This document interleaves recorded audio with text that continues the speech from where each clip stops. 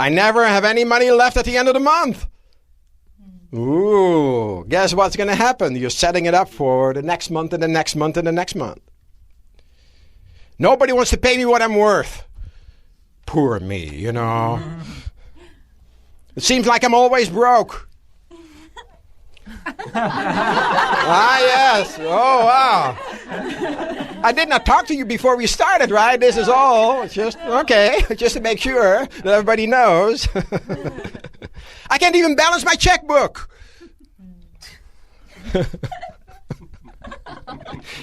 When I hit your number 5 times, you can yell bingo, okay?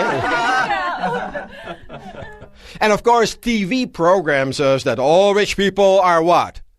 Crooks, right?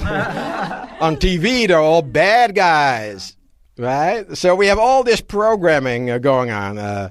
Money doesn't buy happiness. Well, that's true, but it doesn't buy anything else either, right? I mean, money in itself, what is it? It's just a medium of exchange. There's nothing more, nothing less. You exchange your services in the form of dollar bills for somebody else's services in the form of dollar bills. Anything else that you add to that is the emotional stuff that you want to get rid of. All it is, it's neutral. It's not good, it's not bad, it's not anything. It is just a medium of exchange. That's all. You want to buy a new car, you have to work so many hours to work for it so that you can take your money and give it to the car dealer. So you exchange so many hours of work for so many hours of work to put the car together.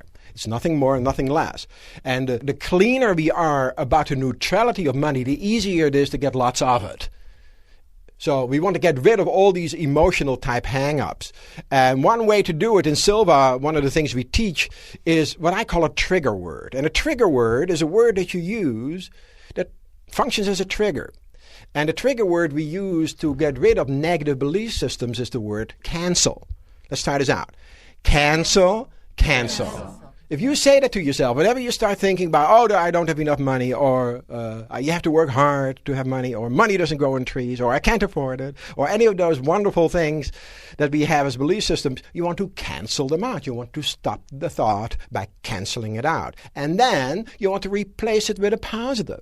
And we'll talk about how to do that in just a few minutes. So basically, the belief systems is the ones we want to change first, because as long as we hang on to the old belief systems, nothing much is going to change in our lives, right? If we continue to believe that I'm always broke, well, how is this supposed to work? The belief system is the one that attracts or repels all the time. It is like the lady was standing in front of me in a grocery store, and we are getting to the register, and she says to the checker, give me a lottery ticket. And she turns to the person she was with. She says, I never win anything, Well, why bother, Yeah. Why bother? So we want to change our belief systems. You want to cancel out any false beliefs, replace them with positive. Do just the opposite, make it as positive as you can. If you've been saying, I always run out of money by the end of the month, you want to change it to saying, I always have plenty of money left by the end of the month. Even though logically you say, this is ridiculous, Start thinking that way. Start saying that to yourself. Start changing the pattern. So cancel out the negativity, replace it with a positive. Another trigger word, just to give you a few more, is the word appreciate. In other words, if you want to have more money in your life, you're going to have to deal with people. Because people are the only ones that are going to give you any money. The dog next door is not going to give you a $100 bill, even if you have the last can of delicious dog food. So you have to interact with people. And you have to start to understand people better. And the way to do that, one of the easiest way to understand people is to understand where they're coming from. And you and I and everybody else always wants to have the following thing. Everybody here wants to be appreciated. So you want to start off by appreciating people. So that would be a trigger word to yourself. When you start dealing, you're going to somewhere where you're going to meet people, the trigger word will be appreciate. I'm going to appreciate the people that are with. Somebody does something for you that they don't have to do, tell them you appreciate it. You see the whole person, their face will start glowing. They're acknowledged, you see. Think of everybody walking around with a big sign on their forehead that says, please appreciate me. If you mentally can do that, then you'll say automatically the right thing. And say thanks. People do things for you. Thank them for doing it. That's a trigger word. It opens up lines of communication when you talk to people.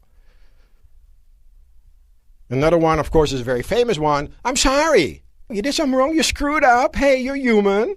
Say, yeah, I screwed up. I'm sorry. And all of a sudden, the people will relax, open up, and the lines of communications are open again. So what we want to do is to develop our personal prosperity power. I'm going to tell you a story. I'm going to tell you a story from some time ago. In the Middle Ages, if you were a business person and you wanted to have a loan of money, you had to go to a money lender. And the money lender would loan you the money, and then, of course, you would have to pay it back. There was only a little catch there. If you did not pay it back, they would throw you behind in jail. I mean, it wasn't where now you're getting a few phone calls, from the bill collector. Not in the old days. You didn't pay, you go to jail. Debtor's jail. This businessman was in trouble. He had loaned money, he had loaned more money, and didn't work out. So the money lender stopped by and said, hey, you need to pay me off, and I'm going to give you till the end of the month, but that's it. I've been waiting and waiting, been patient with you, but now it's time to pay up. Then you know what happens if you don't pay, you go to jail. He says, stop by at my house by the end of the month. He says, and by the way, bring your daughter along. Kim says, oh, I know where this story is going. So here, the businessman and his beautiful, lovely, young, sweet daughter, 19 years old, stopped by at the moneylender's house. And the moneylender said to the businessman, well, you have the money for me? And the businessman says, no, I need a little more time. He said, well, I'm sorry, can't give you any more time. He says, but I tell you what. If you let me marry your daughter, I will tear up the papers. We'll forget the whole thing. Your family, you don't owe me a thing. Now, of course, this moneylender is ugly and old and mean and all of that, right, in order to make the story go. So they're talking to each other, the young woman and her father, and they say, well, no.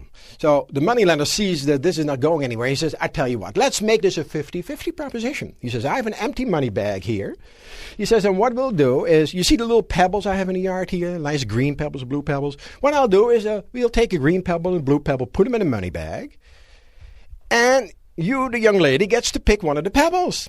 If you pick the green pebble, you're free to go. This is it. We'll tear up the papers, walk out of here. He says, however, if you pick the blue pebble, we'll still tear up the papers, but then she's going to have to marry me. So now the father and daughter huddle, and they say, well, what shall we do? What shall we do? What shall we do? And the young woman says, well, there are really no options. You would go to jail. In those days, a young woman would not work, so there was no way for her to make any money. So she said, let's go for it. The odds are 50-50. So go to the moneylender, say to the moneylender, okay, let's do it. So the moneylender grabs two pebbles and puts them in the bag, and as he's doing that, the young girl whose whole future is at stake notices that he puts in two blue pebbles. So no matter which one she picks, she was going to lose, right? Because the blue means, that's it, you have to marry me. The green was, you go free, right? So let's freeze the action now, back to modern time. We'll freeze the action here. Logically, what could she do? She go, hey, stop it. You made a mistake. You made a mistake, right? Right. You accidentally made a mistake. You take the wrong ones. Or she could say, well, let's forget the whole deal before I even pick it, because she knew it was going to be a rigged deal, Neither one would do her much good. But because she had been in one of my seminars, she had changed her thinking. What she did is she grabbed one of the pebbles, took it out, and then quickly dropped it in between all the other pebbles that were on the ground. And she said, oops, I'm so sorry, I'm so clumsy, I lost the pebble.